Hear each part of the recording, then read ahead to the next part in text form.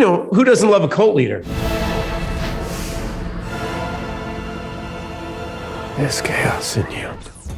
I want to talk about that opening scene because it showed me immediately that this was going to be just a different kind of Marvel show. The opening scene is a kind of brainchild of mine when I was coming up with my character. I started thinking, well, all right, if we were doing a comic of Moon Knight, what would be the one, the villain usually gets one full page drawing. I was like, what would the full page drawing of him be? And I had this image of him putting glass in his shoes and listening to Bob Dylan. I can see the master's hand. When you bring Ethan Hawke to the set, that's what you get. You get a storyteller first and foremost, because that scene was not in the script.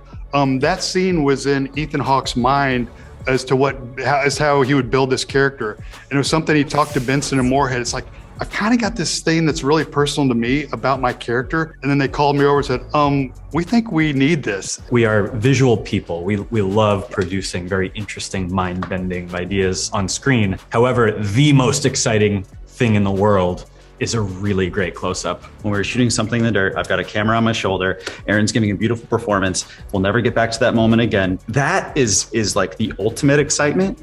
But the cool thing about working with Marvel and doing Moon Knight specifically, was that we were still doing a lot of that. Yeah. We were still getting a beautiful emotional performance by grabbing a camera. I mean, not us literally grabbing it, we'd get in trouble, but To our meat! Oh, bollocks. Are you always playing Harrow with glass in your sandals as well? I always imagined it that way.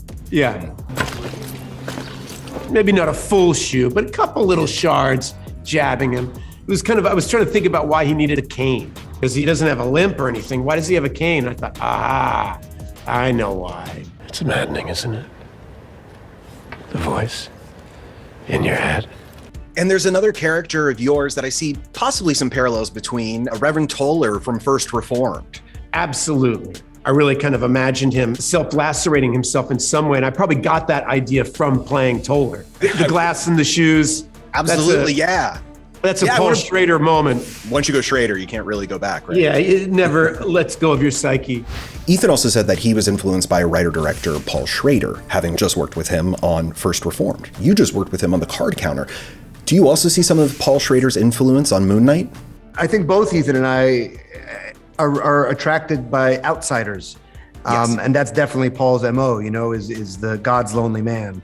And in a way, these are two different ends of the spectrum of God's lonely man.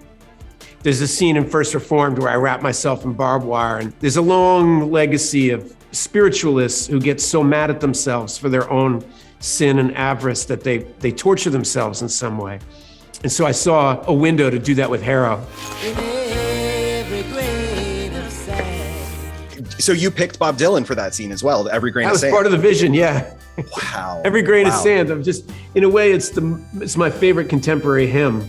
It's just important when you're playing, a bad guy to find some way to love him. And so I kind of like that song. It made me see him in a positive light. And, who doesn't love a cult leader?